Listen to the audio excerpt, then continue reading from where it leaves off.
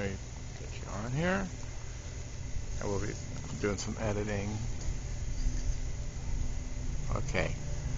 All right, Patricia. Where were you when you first got in trouble with your house? What had happened? Well, unfortunately, I was in a very bad auto accident. I'm lucky to be here. But it's been a long process of getting better, the rehabilitation, the bills, the doctor. I didn't know, and I couldn't work. So I decided to go to the one thing, which was equity in my house, and I did a loan, which was not a good loan, but it was the only loan I could get. And unfortunately, that led me to the situation, and the short-term loan was coming due right as this whole crisis was happening with the real estate market crashing. Mm-hmm. I tried a loan modification. There was a company, and I actually paid them. They did the paperwork, and they knew the government guidelines, but apparently the government kept changing the guidelines. And for some reason, that loan would not go through. I tried for a whole year. And actually what happened was one bank, I thought it was going to go through. I was with one bank, and they transferred. They kept saying, well, keep making the payments, keep making the payments.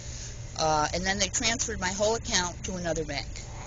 And then I was starting over the whole process again. And at this point, I was very, very frustrated. I put a whole year and money into trying to get this loan modification, and I kept hearing about it on the news and all these government programs that are supposed to help you, but it didn't seem to be working. So one day I was driving home, and I saw a sign, and it said, loan mod not working. And I went, well, that's the case. My loan mod is not working.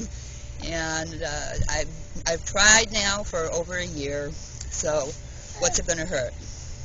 I'm going to give this guy a call, or this person a call. I didn't know who it was. I never heard of it. And I called the number, and Dave answered.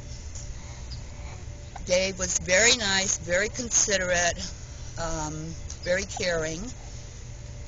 And he said, well, look, why don't you let me call the bank for you, and let's see what's going on. So he did. He called my lender, the lender it was with now, and they said, well, they were missing some paperwork. And I said, well, no, I sent that in. And it's just kind of a continuous thing with all this paperwork, and nobody seems to know where this paperwork is or that paperwork is. So anyway, he was very helpful. He said, well, let's give it a little time. So let's make sure that they get all the paperwork before we proceed with anything else. So I did. Another month or two went by. I gathered up more paperwork. I kept sending in paperwork and called the bank, and still nothing had happened with the loan modification.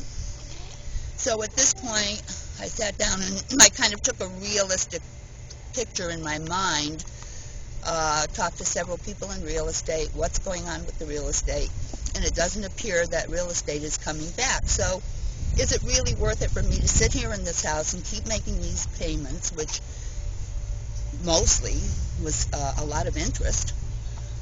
And I sat down to myself and said, you know, this doesn't really work out. It's really not to my advantage to keep doing this. I'd already made all these payments for a year and a half now, and nothing was happening. So what would be my next course of action? And I sat down and talked with Dave.